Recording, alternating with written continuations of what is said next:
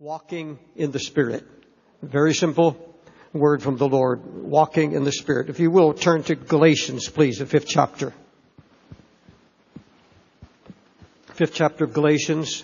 I'm going to read 3 verses that have to do with my message. Galatians 5, verse 16, beginning to read. This I say then, walk in the Spirit, you shall not fulfill the lust of the flesh. Go to verse 18, please. But if you be led of the Spirit, I want to emphasize this word, led of the Spirit, you're not under the law. Verse 25. If we live in the Spirit, let us what? Also walk in the Spirit. Now, Holy Spirit, we honor you this morning. We thank you for bringing Christ to us in such knowledge and wisdom and truth. Holy Spirit, that is what you have been called to do, and we acknowledge and we honor you. We pray now that you give us ears to hear, and I ask you, Lord, to give me a voice to speak. We know, Lord, that you're in this house, and we know that you want to speak to our hearts. We have hungry hearts. We hunger and thirst after truth. And Lord, we give you all that we are and all that we have. We ask you, Lord, to make this truth a reality in our lives. In Christ's name I pray. Amen. If we live in the Spirit, let us also walk in the Spirit. In plain words, simply this: if the Holy Spirit is in you, let Him have control. Obey Him. It's that simple. If He lives in you, then take orders from Him. Walk in His ways. Jesus sent the Holy Spirit to be a constant, ever-present guide and teacher in our lives. Now, you've heard that, and you know that in theory, but many have believed this concept of walking in the Spirit is such a theological quagmire they can't understand it, and you have to be in theology to define it. And I can take you to my library, and I can show you books written by theologians, 300 and 400 pages thick. And I've waded through some of them, and I still couldn't understand what it means to walk in the Spirit. You don't have to be a theologian. You don't have to have a theological background to understand what it means to walk in the Spirit. If I ask you personally, if I could come to you and say, what do you believe it is? What does it mean to walk in the Spirit? Could you explain it to me? Could you explain it to anyone who came to you and asked you to explain Galatians, the 5th chapter? Do you have a theory even? Do you have something that you practice, something that you know works in your life? What I'm preaching you this morning is not theology. I didn't get it from a book. I got it through experience and walking in tests and trials, and that's how it comes. Most of us have no trouble believing the Holy Spirit has been brought to us by Christ or given to us by Christ. We have no problem talking about His gifts. We have no problem talking about praying in the Spirit. We have no problem talking about the gifts and the fruits of the Spirit. We have no problem praying to the Holy Spirit. We have no problem with experiencing manifestations and believing manifestations of the Spirit. But so few of us know the walk of the Spirit. You see, you can be filled with the Spirit, and it's another thing to walk in the Spirit. And that's what I want to deal with this morning, the Lord helping us. We are missing, I think, in the Church of Jesus Christ, the one truth, the one great truth that can bring rest to our soul. It's a truth that I believe can take away the distress and bring peace to the heart. And yet we have missed this. We have talked so much, especially in charismatic circles, about the power, the anointing of the Holy Spirit, the manifestations of the Holy Spirit. But there's almost little or no understanding of what it means to be under the government of the Holy Spirit. That He has come to guide us in all truth. He's come to direct our lives. He's come to take full control of everything we say and everything we do. Your walk, for example, my walk has everything to do with me, who I am and what I do and what I say and how I act. It's my lifestyle. And it's not enough for me to be able to speak with tongues and say, that is the Holy Ghost. It's not enough for me to even pray in the Spirit. It's not enough for me to talk to you about the gifts or show forth the gifts of the Holy Spirit. I have to have an understanding. I have to know how every day in my life there's such confusion. There are so many decisions to be made. And I can't do it myself. I can't figure things out. Jesus sent the Holy Spirit to take His place. He is in glory, a glorified man. He said, I can't walk with you now. I walk my season in this earth, and I fellowshiped with my servants and my apostles and the multitudes, but now I'm going to glory. He said, I'm going to give you my Spirit. Because you see, the Holy Spirit, the Bible said the Spirit is the Lord. It's the Spirit of Christ Himself. I preach the triune Godhead. I believe in a Trinity. But the very Spirit that is in us now is the very mind of Christ. It is the very essence that is in Christ. The very essence of God Himself. We have abiding in us. There are only two ways to walk. You walk either in the flesh. That means deciding your own way, making your own decisions, or walking in the Spirit. And walking in the Spirit means that you make no move, you go nowhere, you don't do anything until you consult with the Holy Spirit and you get His mind. That He is in full control, that I have no will of my own. I've surrendered my will to the Holy Spirit because He knows the mind of God and He is the mind of Christ. And I surrender my will. I have no more will. I give it to Him. Jesus walked in complete submission to His Heavenly Father. And here it is in His own words. The Son of Man can do nothing of Himself, but what He sees the Father do. For what things soever He doeth, so does the Son likewise. Jesus said, I can of myself do nothing. As I hear, then I judge. Because I seek not my own will, but the will of the Father which has sent me. Jesus said, for I came down from heaven not to do my own will, but the will of Him that sent me. And I live by the Father. And in John 4:17 we hear these words, as He is in the world, so are we. Who do we think we are that we can do what Jesus could not do? Who are we to think that we can make our own decisions, go our own way? And we can do what we think is right. We can do even what we think is good. And we consult with people. We can get on the phone and we can ask, is this good? We can check with our pastors. We check with our family. We check with everyone. And last and probably least, sometimes not at all, consulting with the Holy Spirit. Jesus said, I do nothing. I don't say anything. I wait on the Father. I have no will of my own. I'm here to do only the will of my Father.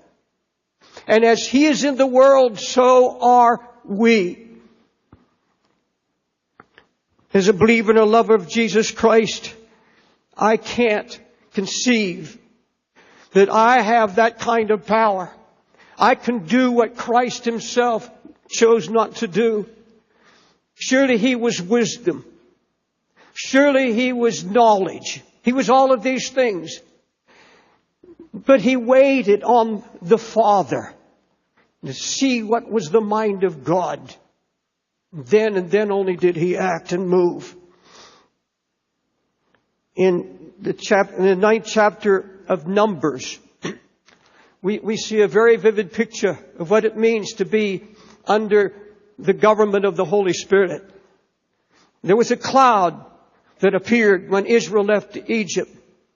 A cloud by day and a warm glow at night, a fire by night. And it hung and hovered over the people and began to lead them into the wilderness. And then when the tabernacle was built, that cloud descended from heaven and stood and hovered over the Holy of Holies, the tabernacle that was built in the wilderness for the Israelites. And that cloud hovered there. And they did not move until that cloud moved. By day it was a cloud, a visible cloud, representing, I believe, the Holy Spirit and the very essence and presence of Christ revealed through the Holy Spirit. The Scripture says, so it was always, the cloud covered it by day and the appearance of fire by night. When the cloud lifted up from the tabernacle, the children of Israel moved on. When the cloud stopped, they stopped. They pitched tent. Then at the commandment of the Lord, they journeyed. And at the commandment or the word of the Lord, they pitched their tents. As long as the cloud abode on the tabernacle, they rested in their tents. And when the cloud rested many days, the children of Israel kept the charge of the Lord and did not move. If the cloud rested for just a few days, the Scripture said they stayed in their tents according to the Lord's commandment. Then moved as the cloud moved. If the cloud moved even in the morning, they moved. If it moved at night, they moved. Whether it was 2 days or a month or a year, they moved not until the cloud moved. Not one move. Not one step out of the camp. They waited for the cloud to move. The cloud would lift when it was time to go.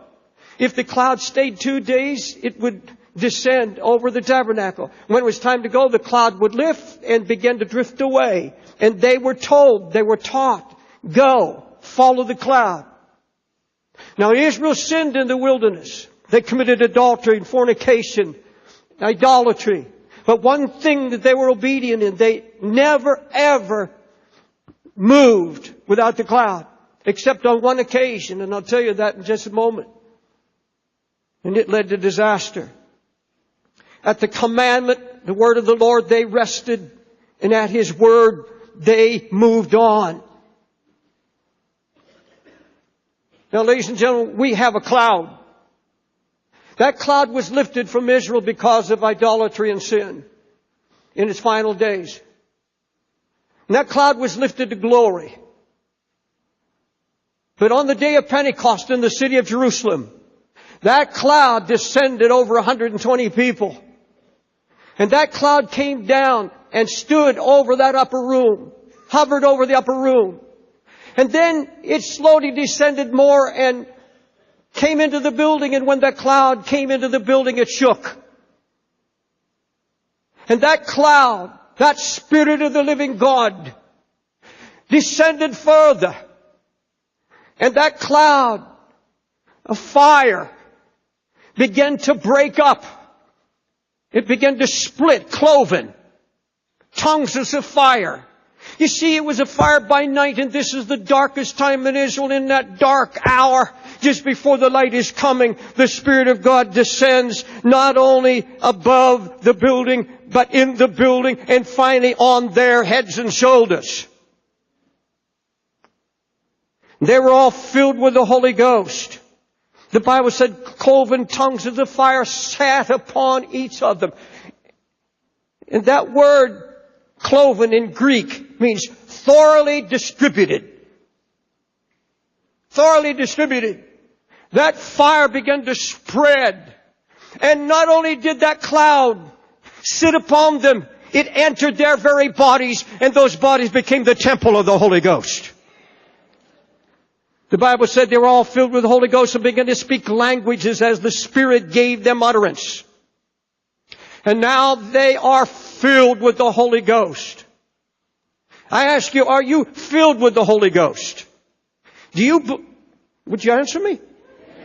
Do you believe the Holy Ghost abides in you? He came. We keep praying, oh, Holy Ghost, come down. Well, He's here. He has come down. But He wants to take full control of these vessels. This is His tabernacle. This is His temple. You see, you can be filled with the Holy Spirit But the Bible said if we live in the Spirit, in other words, if the Spirit is in you and the Spirit lives in you and you live in the Spirit, then walk in Him. Now I've asked the Lord to open up this scripture to me, this matter of walking in the Spirit. And I've been praying and seeking God. Lord, I want to understand this simply. I want you to make it simple so the child can understand, because that's the only way I can come at this, because I want to live it. I want to walk in the Spirit. I've been preaching about the Holy Ghost for years and years. Pentecostal background, my father and grandfather. Lord, make it simple. And the Holy Spirit in prayer said, the truth is, David, that this is that still small voice of the Spirit. I don't hear audible voices, but that still small inner voice. And this is what I heard, that it's so simple, most of us miss it. And most great truths in the Bible are missed because of their simplicity. We so complicate it. We look for so many hidden meanings and come at it from so many different theological ways that we miss the simple truth. And I just waited on the Holy Spirit, and finally 3 little words came to me, and the Lord said, I'm giving you the golden key to understand this. And if you'll take this to heart, you can live and walk in the Spirit, and you can share it with others. And when I heard 3 little words, I said, Lord, that is too simple. So simple, I don't understand it. 3 little words to understand walking in the Spirit. Just say yes. And I said, Lord, I don't understand that. Just say yes. Show me. Scripture, I was led to 2 Corinthians 1:20. For all the promises of God are Him, yes and amen, to the glory of God by us. It's not yes or no. It's not maybe.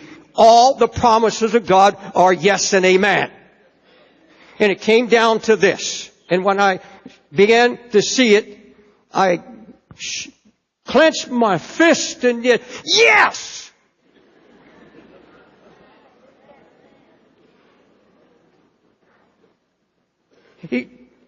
I began to go over every promises.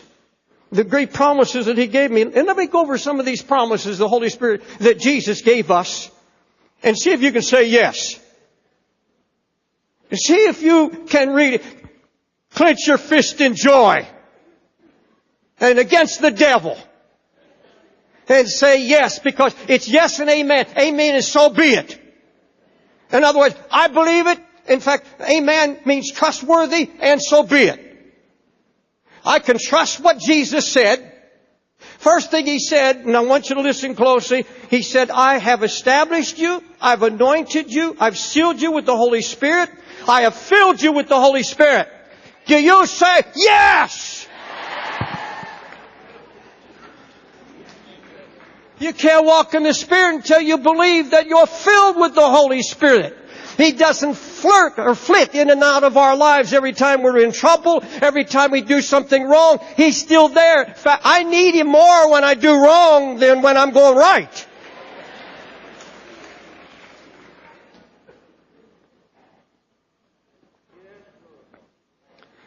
Secondly, Jesus promised the Holy Spirit, the Comforter, that He will abide with you forever, and He will lead you into all truth. He will take that which can be known of Christ and He will show it to you. He will guide you. He will lead you. And He'll bring you into the truth of Christ. Can you say yes?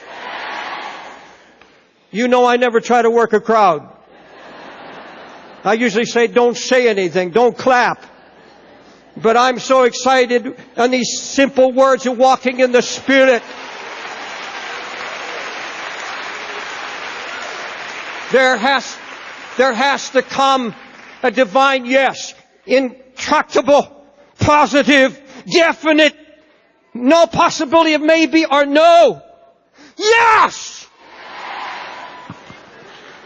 I ran around my room, my fist clenched. Yes! Every promise in the book is mine!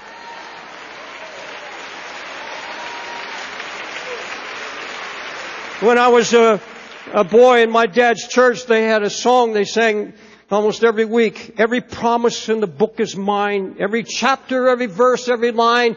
And the promise of His love divine. Every promise in the book is mine. And the early church in my boyhood time believed that and lived it. And we do it again today. Jesus promised that there would be an inner voice, a guide, a teacher.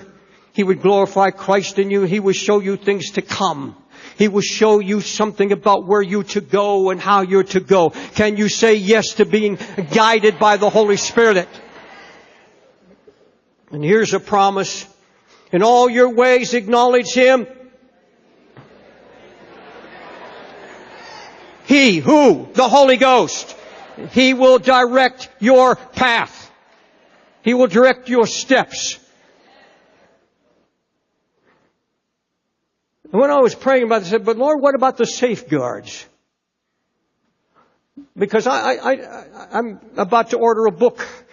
It's a theological discourse or lecture about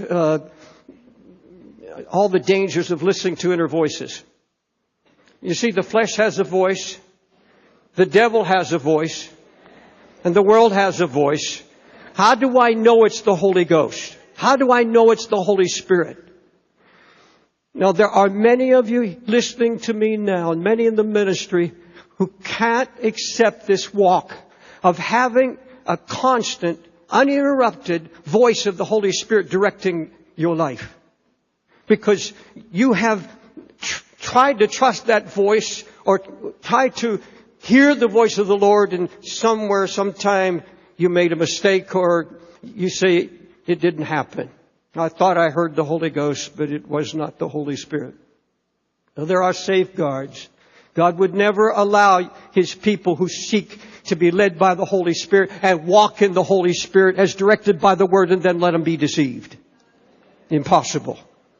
Not when you're on your face, not when you're seeking Him, not when you're asking for the cleansing, and not when you believe that the Holy Ghost mortifies the deeds of the flesh. Only the Holy Spirit. You cannot mortify your sin. There's no other way but faith in the power and the anointing of the Holy Ghost.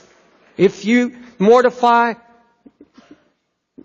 the deeds of the flesh through the Spirit, you shall live, the Scripture says. Now, let me talk about the safeguards. Ephesians 6:16. What about, you see, if you're going to have the safeguards, it requires another divine yes. It has to be an intractable divine yes. I will believe. If I'm going to walk this kind of walk, I'm going to believe that the Holy Spirit will keep His word. I'll take these other promises.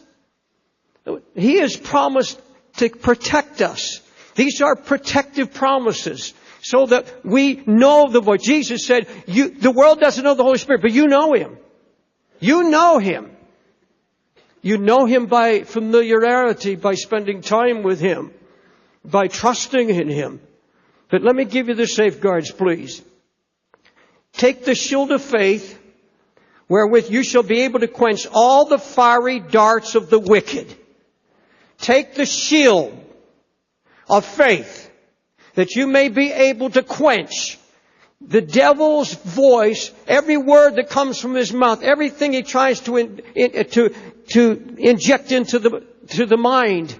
These are fiery darts of Satan.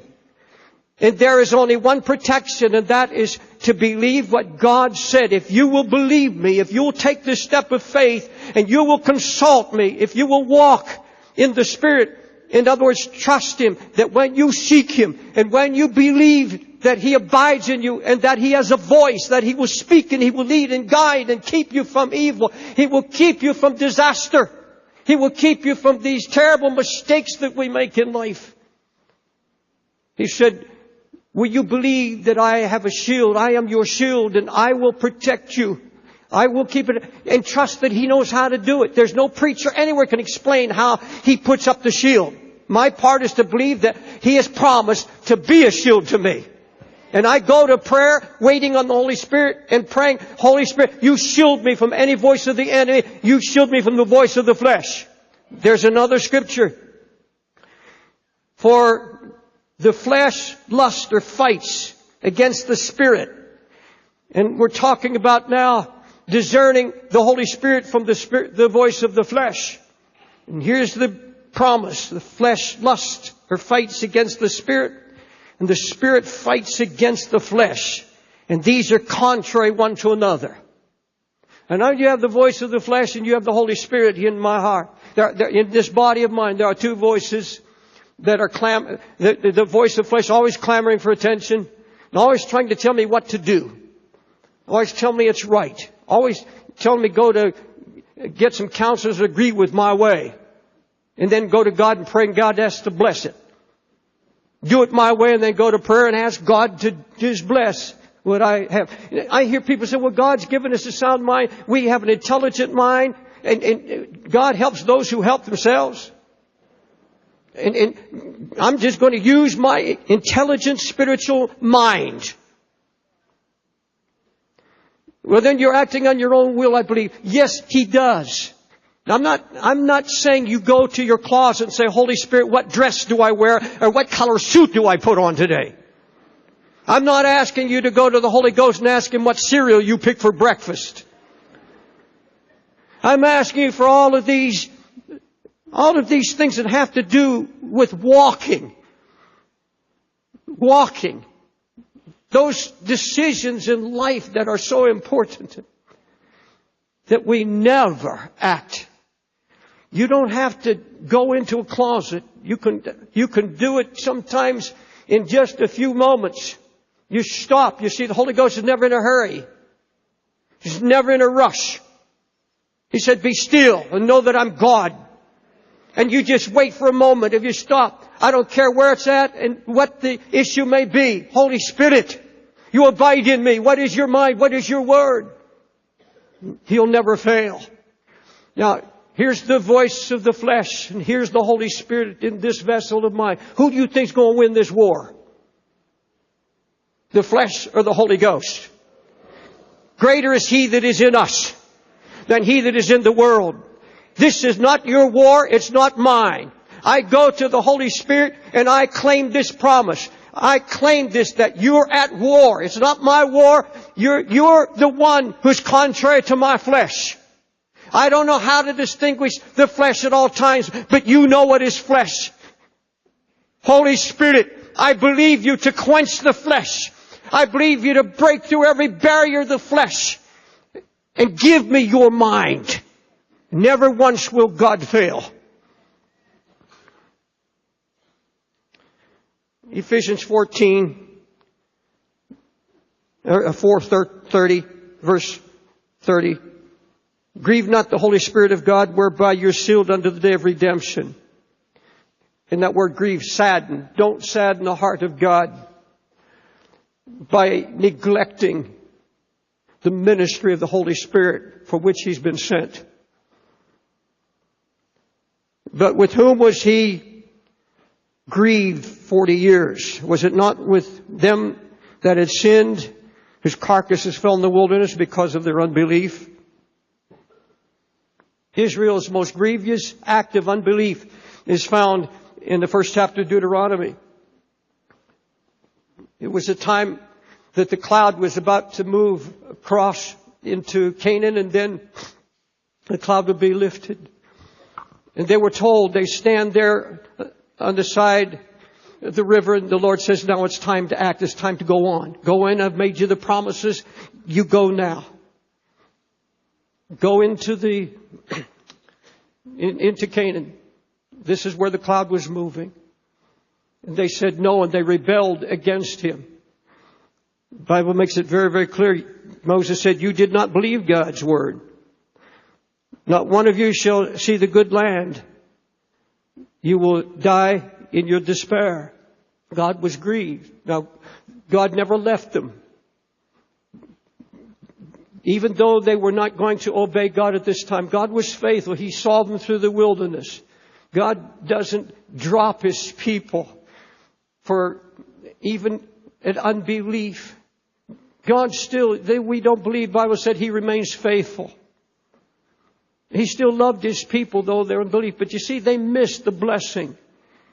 They missed the life that God had planned for them with rest, divine rest. The Bible in Hebrews said they missed the rest that was promised because they did not move with God. They didn't go with God. They didn't obey His word. They didn't go with His direction. And then they gird themselves, the Bible said. They said, well, because now they were told God's not going to go with you. You're choosing your own way.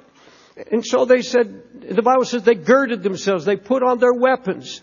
They had no direction. The cloud didn't go with them. And yet they went up the hill to battle against the enemy. They said, we're going to go in. And they go up the hill. The Bible, Moses told them, he said, you're going to be chased as bees are chased. As bees chase you. In other words, you're going to hit a bee's nest. Because you're going your own way, making your own decisions. God's not with that. And the Bible says they were chased as with bees. Now, folks, I look back over my life and the times that I acted without consulting the Holy Spirit. Not just to get permission, but say, Lord, is this your will? Is this what you want? And when I've acted on my own volition, and when I've taken my own will at hand and did what I thought was just right, and thought I was smart enough and intelligent enough to know what was right and wrong. And I've acted that way. I've every time looked back over my life, as many of these issues that I can remember. Of all these times I've acted in my past 50 years of ministry, I've always run into that bee's nest. I've always been chased by distress. I've always found it just like sand sieving through my fingers. But when I've obeyed the Holy Spirit, He's always blessed. And He's always been there. Years ago, over 40 years ago, in a little town in Pennsylvania, the Holy Spirit spoke to me clearly. Go to New York City and work with gangs and drug addicts. And it was a clear voice. Now, you just don't pick up when you're in a little town of 1,500 people. Up in the hills of Pennsylvania, you just don't get up and go unless you know God sent you. And then you don't go tell your wife you're going to move to New York when you have a nice little cottage with a picket fence and nobody around to bother you. No neighbors. You see, you have to hear from God, and I heard from the Lord. He said, go to New York and work with drug addicts. And I moved with the cloud. The cloud was moving. I moved with that cloud. I said, yes, Lord. And I look back over those years, and now over 500 teen challenge centers around the world. 500. Thousands and thousands of drug addicts being saved. I'm not boasting, but in the faithfulness of God. But you see, I had been on my face for weeks and weeks praying that God would speak, because often when God's trying to lead us, He'll stir the nest, and we have that divine restlessness, and we know God's trying to get our attention. And I look back over my past life, and I came to New York City, and 4 or 5 years later, after coming, obeying the Holy Spirit, the Lord spoke clearly to my heart. Write a book. And we called it The Cross and Switchblade. And that book went all over the world. And it's opened doors so that now, in my latter years, I can go anywhere in the world, and that book God used to open up the doors.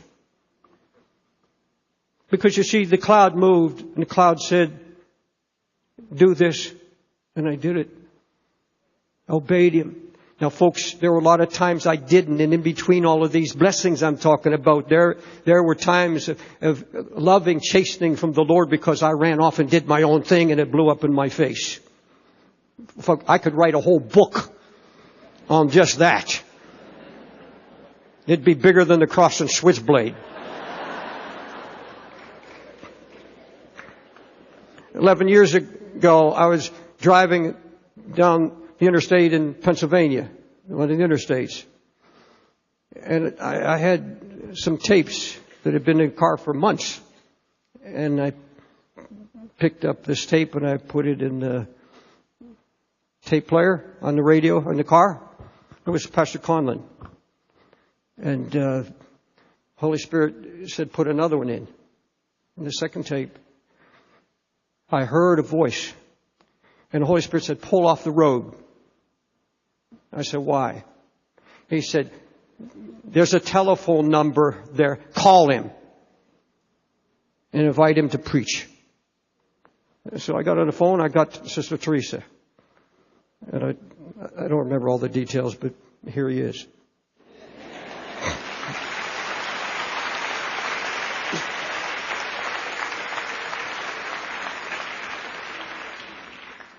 Still, small voice of the Holy Spirit. I believe this. I believe with all my heart.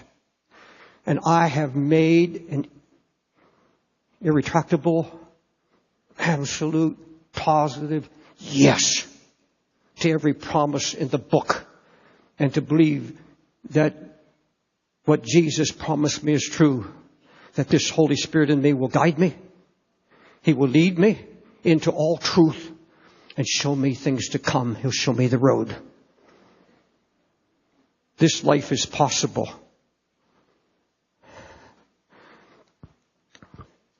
The last one I want to talk about was 5 years ago. The Lord said, in your last days, and I don't have any premonition of an early death. I can't die an early death. I'm already past.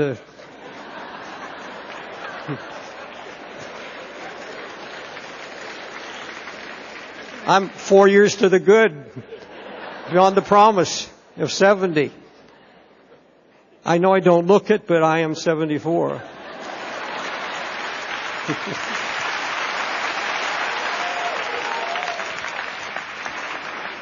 That was flesh.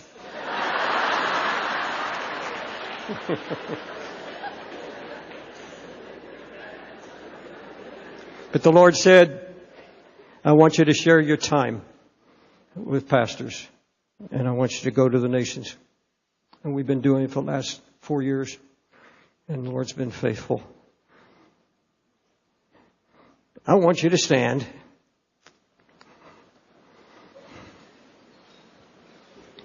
And this is not flesh.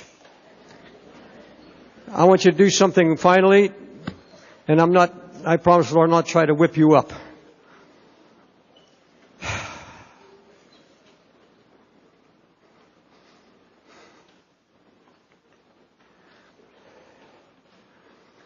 Are you tired of making such terrible decisions that just mess up? And are you ready now to say, I hear something from the Holy Spirit? If He abides, if He lives in me, and I live in the Spirit, then I want to walk in the Spirit. I want to surrender my will, and I'm saying, Holy Spirit, govern my life. Govern my life. You and I are under the government of the Holy Spirit. And that's how Jesus intended it. To bring us into the relationship with Christ that the Father so desires for us. Are you willing to give one irretractable? In other words, you can't take it back. You say, Lord, the best I know in my heart, I mean it. I want to say a great, powerful yes. Let me hear it. Yes. Yes, Lord. Father, thank you for the Holy Ghost. Jesus, thank you for the Holy Spirit. Lord, we want to be a church that walks in the Spirit. That we hear from God. That we hear that still small voice saying, yes, follow me. My promises are for you. Let it be. So let it be. Yes and amen. Not nay and yea, not yes and no, not maybe, but yes. Every promise is mine, so be it. Glory to God.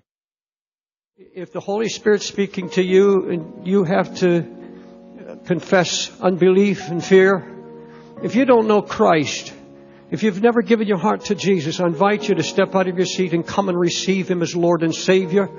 And you can't be saved without the Holy Spirit drawing you. It's the Holy Spirit that comes to draw you to Christ. And we've been lifting up the Holy Spirit as we've been directed by the Word. We're to honor the Holy Spirit, and we're honoring the Holy Spirit. And as we honor Him, He does His work. That means He's come to you and pricked your conscience, or He has quickened your spirit. And He wants you to yield to Him. If you've backslidden, if you've grown cold to the Lord, join these that are coming. And if you're here, we have never, ever, none of the pastors ever try to pack these altars or just to have people standing, filling it, all the aisles and everything, just for show. God forbid. But if you are drawn by the Spirit this morning, and you have been living in doubt and fear and unbelief, and you've been going your own way, and you say, Lord, I want to make a stand. And if you feel led of the Holy Spirit to come, you follow these that are coming. And in the annex, you just go stand between the screens, and I'll be praying for you in just a moment. And let's believe the Lord that when you walk out of here, you walk out of here with a confidence. You walk out here with a confidence. Bring your sins to Christ. Bring your unbelief. Bring your doubt. Bring your fear. We'll pray with you in just a moment. We invite you to step out and take your stand. Holy Spirit, we have shared with this congregation what we believe is your heart for this hour. And we pray now, Holy Spirit, you will come down and make this real to us, make it a reality. And for these that have stepped out, Lord, only you know what the battle is or what the struggle is or what the need is. And I'm asking you, Holy Spirit, to meet that need. I'm asking you, Holy Spirit, now to open their eyes and their hearts. And Holy Spirit, draw them now into the love of Christ. Draw them by your power now, Jesus, to bring rest to their weary heart and mind. Only you can do that. I can't. But come now, Holy Spirit. We honor your abiding presence. Thank you for your drawing, Spirit, how you draw us. You're drawing us to a deeper walk, a closer walk. Do that now, I pray. And I want you to pray this prayer with me now. Lord Jesus, thank you for sending the Holy Spirit. And now, Holy Spirit, I believe that you live in me and my body is your temple. And that you're in the temple. And that you do speak. And I can trust you to make your voice known and to clear the path so that we know, that I know, that I've taken time to be with you and to listen to you and hear that still small voice that says, this is the way, walk in it. Now let me pray for you again. Heavenly Father, I'm asking for those that have backslidden, that you bring them back to a knowledge of your love, that you still love them and that you want to make this the first day of a new beginning. And those, O Lord, who are struggling with a sin that has controlled their life, and they've cried and they've wept and they don't know how to get free, let them understand that that's the work of the Holy Spirit. If they will trust, the Lord will come and He will mortify. That means He will put underfoot, He will conquer every evil deed of the flesh. We trust in that covenant promise. Now, Lord Jesus, for those now that want to take a step of faith and go out now and say, Holy Spirit, I hear it. I'm going to walk with you. Just going to walk with you and talk with you. And let you be my personal guide and my strength. In Jesus' name, amen.